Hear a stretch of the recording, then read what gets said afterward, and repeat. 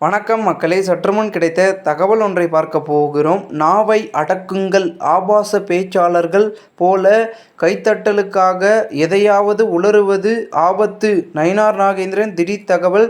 இந்த ஒரு தகவலை பற்றி தான் நாம் பார்க்க போகிறோம். தகவலை பார்ப்பதற்கு முன்னதாக நீங்கள் நம்மளுடைய சேனலுக்கு புதிய பார்வையாளர்களாக இருந்தீர்கள் என்றால் மறக்காமல் நம்மளுடைய சேனலை சப்ஸ்கிரைப் செய்து வைத்துக் கொள்ளுங்கள் மக்களே. தற்பொழுது பாஜக மாநில தலைவர் நயினார் நாகேந்திரன் இன்று தனது எக்ஸ் தள பக்கத்தில் பதிவு ஒன்று வெளியிட்டுள்ளார். அதில் அவர் குறிப்பிட்டிருப்பது, கண்களுக்கு தெரியாத காற்றில் கூட ஊழல் செய்து அம்பலப்பட்டு சிறை சென்று வந்த திமுக எம்பி ஆர். ராசா, நாட்டிற்காக நேர்மையாக உழைத்து கொண்டிருக்கும் மத்திய உள்துறை அமைச்சர் அமித்ஷாவை தரைகுறைவாக விமர்சித்துள்ளது வன்மையாக கண்டிக்கத்தக்கது.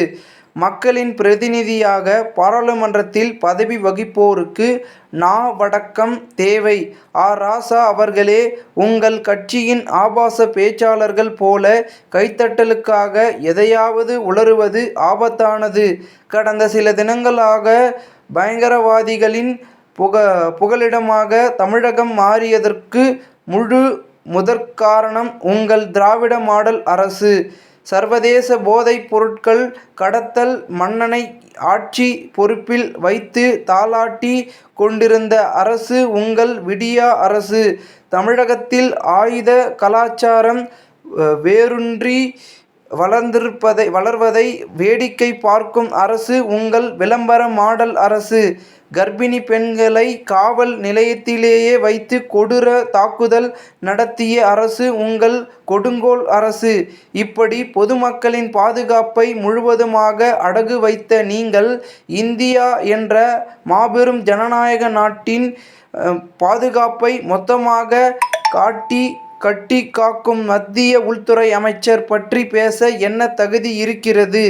அது சரி, திமுக ஆட்சியில் தமிழகத்தின் அவல நிலை குறித்து எதுவும் தெரியாமல் தான் நம்பர் 1 முதல்வர் என்ற மாய உலகில் சரித்து கொண்டிருக்கும் ஒருவரை தலைவராக கொண்ட மூடர் கூட்டத்திற்கு அனைவரும் முட்டாளாக தான் தெரிவார்கள். மஞ்சள் காமாலைக்காரர் கண்களுக்கு அத்தனையும் மஞ்சளாக தெரிவது போல உங்கள் கீழ்த்தரமான ஆணவமிக்க அரசியல் நாகரிகமற்ற பேச்சுக்களுக்கு தமிழக மக்கள் உங்களை 2026க்கு பிறகு அரசியலை விட்டே துரத்தி விடுவது உறுதி என்று தெரிவித்துள்ளார் நயினார் நாகேந்திரன். இந்த ஒரு தகவல் தற்பொழுது அரசியல் வட்டாரங்களில் பேசும் பொருளாக மாறியிருக்கிறது.